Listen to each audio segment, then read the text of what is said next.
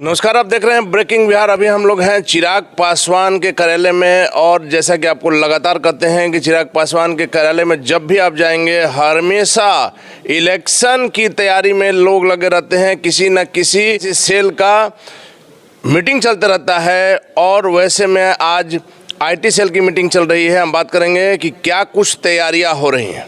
आइए चलते हैं। आईटी वाले में तो हमेशा भैया पहुंचिए जाते हैं। रानू जी, जैसा कि हम बराबर कहते हैं कि चिराग पासवान के कार्यालय में आप जब भी आएंगे तो किसी न किसी प्रकोष्ठ की बैठक चलती रहती है। आज किस कारण से ये बैठक चल रही है आईटी प्रकोष्ठ? आज हमारे आईटी प्रकोष्ठ के प्रदेश कार्यकारिणी की बैठक है। एक लंबे समय के बाद हमारे पार्टी के और सब कामों से छुट्टी मिलने के बाद हमारे राष्ट्रीय अध्यक्ष के यहाँ न होने के कारण हम लोग कुछ फ्री हैं। हमारे जब राष्ट्रीय अध्यक्ष यहाँ होते हैं तो उनके लगातार प्रोग्राम, जैसा कि आपने आरा में देखा और सब जगह देखा, तो कहीं ना कहीं सब लोग हम लोग अपने में लगे रहते हैं। और उनके नहीं रहने पर ये समय मिलता है जिसमें हम लोग अपने अपने विंग के आगे की प्लानिंग की चर्चा करते हैं। और हमारे आज प्रदेश कार्यकारिणी की बैठक थी जिसमें हम लोग आने वाले समय में आईटी सेल को और धारदार कैसे करें और मजबूत कैसे करें उस पर चर्चा हुई है। और हम आज आईटी के सारे प्रदेश के साथियों के साथ बैठक हुआ है। उसी बैठक में भी हमारी कुछ चर्चा चल रही है। चिराग पासवान जी लगातार ये कहते हैं कि बिहार में मध्यावधि चुनाव होगा, हालांकि ऐसा आसार नजर नहीं आ रहा है, लेकिन यदि कल के डेट में चुनाव हो तो आपकी क्या तैयारी? हम लोग, आप देखते होइएगा कि हम लोग हमेशा इलेक्शन के मोड में ही रहते हैं। हमारे नेता, हमारे कार्यकर्ता, हमारे एक एक साथी, हमारे पार्टी के गार्जियन, हम लोग सब लोग इलेक्शन मोड में ही रहते हैं। और हम लोग इलेक्शन की तैयारी ही करते हैं। हम लोग इलेक्शन के लिए हमेशा से सजग हैं और तैयार हैं। और हम लोग मान के चलते हैं कि इलेक्शन बहुत जल्द होगा। और जब भी होगा आप हम तैयार हैं, कोई तैयारी विशेष नहीं करते? नहीं, हम लोग को इलेक्शन आने पे कोई तैयारी नहीं करनी है। हम लोग रोज इलेक्शन की तैयारी में ही लगे रहते हैं। अभी हमारे साथ तो लोक जनशक्ति पार्टी रामविलास के नेता अशरफ अंसारी हैं। इनसे जानेंगे, लगातार आरा से लेकर के तमाम जगहों पर अशरफ अंसारी जाते हैं। अशरफ अंसारी जी, जिस प्रकार से आरा में आप लोग माहौल बना दिए, सारे पक्ष विपक्ष के नेताओं के लिए मुसीबत खड़ी कर दी आप लोग। नहीं सर, देखिए, हम लोग माहौल नहीं बना रहे हैं। आरा में पहली बार दिखा कि प्रशासन के लिए काला दिन था। सरकार तो मतलब इस निकम्मी सरकार को जो कहा जाए, जितना भी कहा जाए वो कम है। पहली बार किसी जिले का जिला पदाधिकारी त्राहिमाम संदेश दे रहा है। 9 दिन में 9 हत्याएं हुई। खासकर दलित वर्ग को ही जो है इसको टारगेट किया गया। और मतलब समझिए कि वहाँ तो लगता है कि लॉ एंड ऑर्डर नाम की कोई चीज़ ही नहीं रह गई है। पूरे प्रदेश में लॉ एंड ऑर्डर ध्वस्त है। चूँकि हम पहले भी बोले हुए और आज भी हम बोलते हैं कि सरकार इकबाल से चलती है, और इस निकम्मी सरकार का, नीतीश सरकार का इकबाल ख़त्म हो चुका है।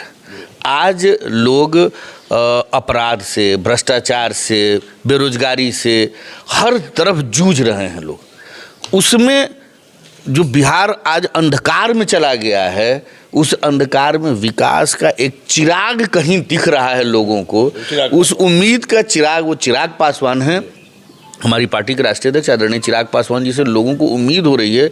इसलिए मतलब आप देखेंगे, और आप लोग तो भाई चौथा स्तंभ हैं, आरा के कार्यक्रम की सूचना हम लोगों ने किसी को नहीं दी थी। सिर्फ ये था कि भाई वहाँ सरकार पूरी तरह से एकदम समझिए कि घुटने टेक दी है। तो लगा कि नहीं, हमको अपने लोगों के सुख दुख में शामिल होना है, और उसके लिए चिराग पासवान जी गए थे। पर वहाँ की जनता ने मेरा माहौल दिखाया कि सरकार हो, प्रतिपक्ष हो, सबको, कि लोगों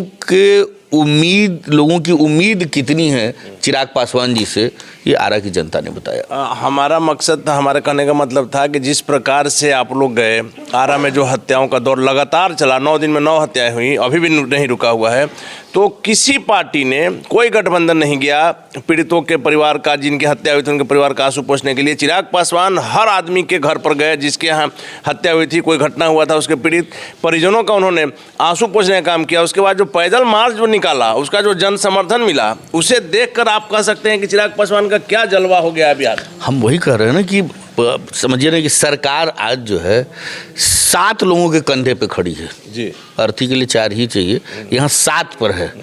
और उस 7 में भी जितने लोग हैं, सभी लोग संवेदनहीन हैं।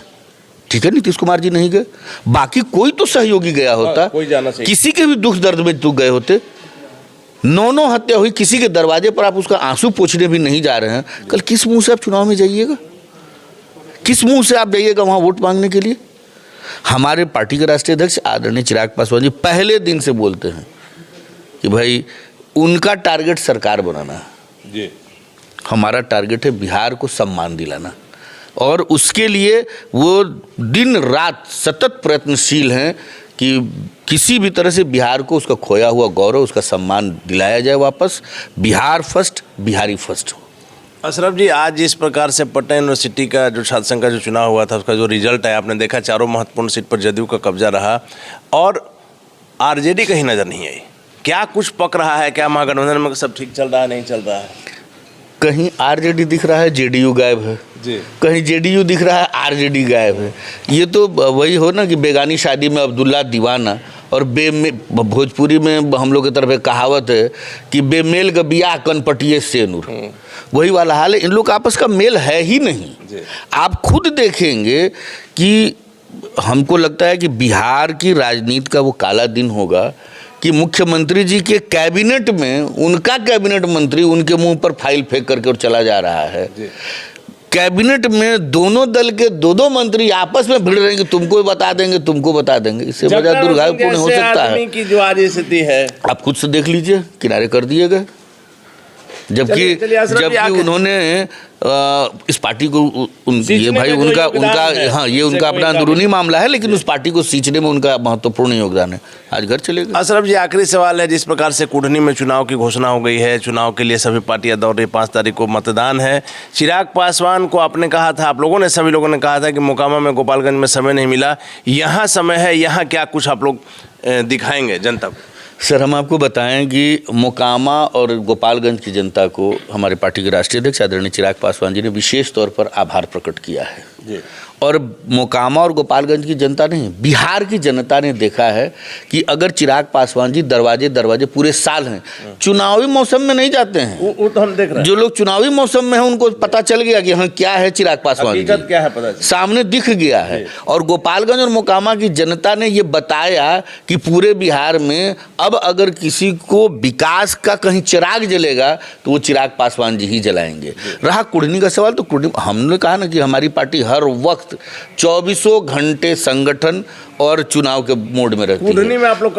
कुढ़नी में जिस दिन राष्ट्रीय अध्यक्ष जी का, उसमें कुछ थोड़े सोच रहे हैं। अभी तो चुनाव की प्रक्रिया शुरू हुई है। जिस दिन रखेंगे चरण हमारे पार्टी के राष्ट्रीय अध्यक्ष आदरणीय चिराग पासवान जी का पड़ेगा, कुढ़नी की जनता का भी जो प्यार, जो समर्थन, जो सहयोग, जो आशीर्वाद मिलेगा, उसको भी बिहार की जनता देखेगी। लेकिन अशरफ जी, मुकेश सहनी ने जो दाव चला है, इससे एनडीए के लिए कहा जा रहा है कि मुसीबत खड़ी होगी। सर, इन सब लोग अपने ही दाव पेच में फंसे हुए हैं।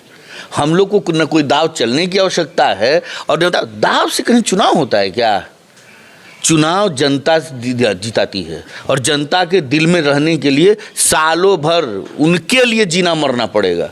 जो आज के डेट में चाहे प्रतिपक्ष हो या सत्ता पक्ष हो, कोई एक आदमी बिहार में है, कोई एक नेता बिहार में है, वो हमारी पार्टी के राष्ट्रीय अध्यक्ष आदरणीय चिराग पासवान जी। और इसको हम नहीं, बिहार की जनता समय समय पर हमेशा बताती है कि उनका सहयोग, उनका आशीर्वाद, उनका समर्थन, उनका प्यार किसके साथ है। चलिए, धन्यवाद आपका। तो ये थे हमारे साथ अशरफ अंसारी जी, जिनका साफ तौर पर कहना है कि बिहार जो अंधेरे में डूबा हुआ है, चिराग की रोशनी सिर्फ चिराग पासवान में नजर आ रही है, और कुढ़नी चुनाव में भी इसका असर देखने को मिलेगा। हालांकि आगे क्या होगा देखना काफी दिलचस्प होगा। फिलहाल आप बने रहें ब्रेकिंग व्यूअर के साथ।